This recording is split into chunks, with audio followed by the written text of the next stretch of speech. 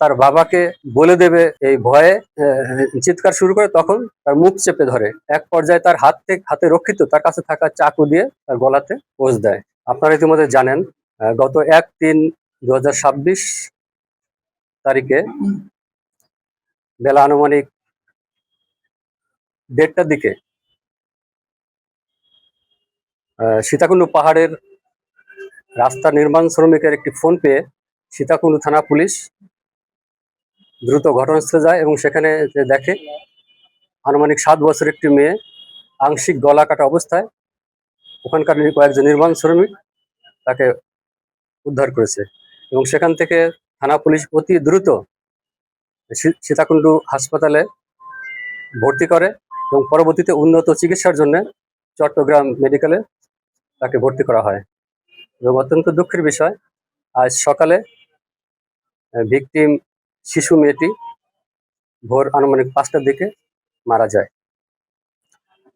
আপনারা জানেন, গত 1 তারিখে ঘটনার দিনই সীতাকুণ্ড মডেল থানাতে একটি মামলা হয় নারী নির্যাতন দমন আইনে, এবং তারপর থেকেই থানা পুলিশ অত্যন্ত গুরুত্ব সহকারে এই ঘটনার তদন্তে মাঠে নেমে পড়ে এবং এই মেয়ের বাড়ি কুমিরা থেকে যেখানে ঘটনাস্থল এই সীতাকুণ্ড পাহাড় পর্যন্ত রাস্তার প্রত্যেকটি জায়গায় সিসি ক্যামেরা ফুটেজ সংগ্রহ করে আমরা সেটা বিশ্লেষণ করি। পাশাপাশি প্রযুক্তিগত কিছু সুবিধা নিয়ে আমরা এই ঘটনা তদন্ত শুরু করি এবং এক পর্যায়ে এই ঘটনার সাথে জড়িত মূল অভিযুক্ত বাবু শেখকে আমরা আজকে 12টার দিকে কুমিরা থেকে আটক করেছি। বাবু শেখের বাড়ি স্থায়ী ঠিকানা গোবিন্দগঞ্জ থানার গাইবান্ধাতে। গ্রেপ্তারকৃত বাবু শেখকে জিজ্ঞাসাবাদে জানা যায়, ভিকটিমের বাবা মনির হোসেনের সাথে, আপনারা জানেন মনির হোসেন একজন রিক্সা চালক, মনির হোসেন এবং এই অভিযুক্ত বাবু শেখ পাশাপাশি বাড়িতে বসবাস করেন এবং তাদের সাথে দীর্ঘদিন ধরে পারিবারিকভাবে বিরোধ চলছিল, মাঝে মাঝে ঝগড়া হতো এবং এক পর্যায়ে এই বাবু শেখ এই বিরোধের জের হিসেবে তার মেয়েকে মেরে ফেলার পরিকল্পনা গ্রহণ করে। সেই পরিকল্পনার অংশ হিসেবে ঘটনার দিন আনুমানিক 9:30টার দিকে মেয়েকে চকলেটের লোভ দেখিয়ে এবং বেড়াতে যাওয়ার কথা বলে বাড়ি থেকে বের করে নিয়ে আসে। প্রথমে তারা কুমিরা থেকে বাস যোগে সীতাকুণ্ড বাস স্ট্যান্ড পর্যন্ত আসে এবং বাস স্ট্যান্ডে নেমে তাকে সীতাকুণ্ড পাহাড়ের ইকো পার্কের গহীন জঙ্গলে নিয়ে যায় এবং সেখানে নিয়ে তাকে প্রথমে ধর্ষণের চেষ্টা করে। মেয়েটি যখন চিৎকার শুরু করে এবং তার বাবাকে বলে দেবে এই ভয়ে চিৎকার শুরু করে, তখন তার মুখ চেপে ধরে। এক পর্যায়ে তার হাতে রক্ষিত তার কাছে থাকা চাকু দিয়ে তার গলাতে পোঁচ দেয় এবং মেয়েটিকে এক পর্যায়ে মারা গেছে ভেবে তাকে ফেলে রেখে চলে আসে।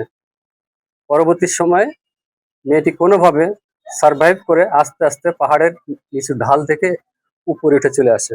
তখনই আমি এর আগে যেটা বলেছি যে ওখানে যে রাস্তা নির্মাণের শ্রমিক তারা দেখতে পেয়ে থানা পুলিশকে খবর দেয়। আমরা গ্রেপ্তারকৃত অভিযুক্ত বাবু শেখের সাথে তাকে জিজ্ঞাসা করে ঘটনাস্থল পরিদর্শন করি তাকে নিয়ে এবং তার দেখানো মতে মেয়েটির রক্তমাখা সালোয়ার আমরা সেখান থেকে উদ্ধার করি। পাশাপাশি মেয়েটিকে চকলেটের লোভ দেখিয়ে বেড়াতে নিয়ে যাওয়ার কথা বলে বাড়ি থেকে যে বের করে নিয়ে আসছে সেই চকলেটও আমরা উদ্ধার করতে পেরেছি। এই ঘটনার সাথে আরো কেউ জড়িত আছে কিনা এ বিষয়ে আমরা তদন্ত অব্যাহত রাখছি এবং গ্রেপ্তারকৃত আসামি বাবু শেখকে পরবর্তী কার্যক্রম গ্রহণের জন্য আমরা শীঘ্রই বিজ্ঞ আদালতে প্রেরণ করব।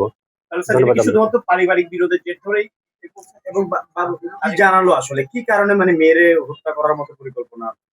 আমরা প্রাথমিকভাবে এতটুকু পেয়েছি, যেহেতু তারা পাশাপাশি বাড়িতে থাকে, পরিবারের বিভিন্ন বিষয় নিয়ে মাঝে মাঝে তাদের সাথে ঝগড়া হতো এবং কোনোভাবে এই বাবু শেখ পরিকল্পনা করেছে যে এই ঝগড়ার কোনো একটা বিষয়ের প্রতিশোধ হিসেবে তার মেয়েকে ঘর থেকে বের করে এনে এই সীতাকুণ্ড পাহাড়ে প্রবেশ করে। আমরা প্রাথমিকভাবে এতটুকু পেয়েছি। আর বাবু শেখকে কোথা থেকে গ্রেফতার করা হয় এবং কি থানা পুলিশ গ্রেফতার করে নাকি? বাবু শেখকে থানা পুলিশ গ্রেপ্তার করেছে তো কুমিরা এলাকা থেকে, কুমিরার কাজীপাড়া থেকে।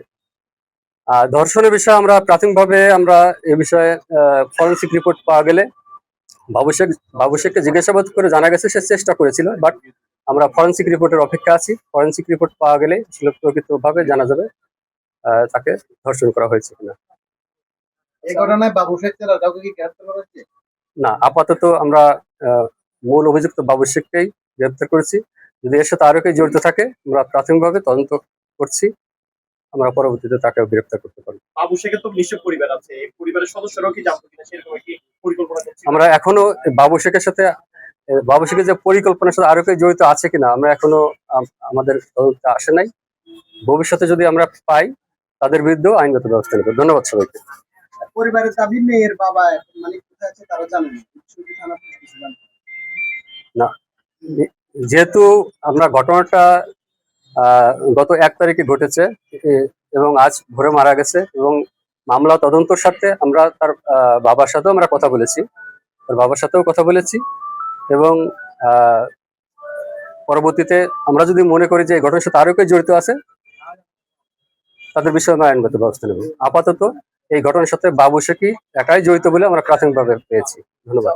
আমরা একটা ভিডিওতে দেখেছি যে জিজ্ঞেস করা হয়েছে, বাচ্চাকে জিজ্ঞেস করা হয়েছে বাবা জড়িত আছে কিনা বা এটা কে করছে, তখন সে কিন্তু মাথা নিয়ে গেছিল যে বাবা সেটা আসলে কিন্তু বাবার সম্পৃক্ততা কতটুকু আছে।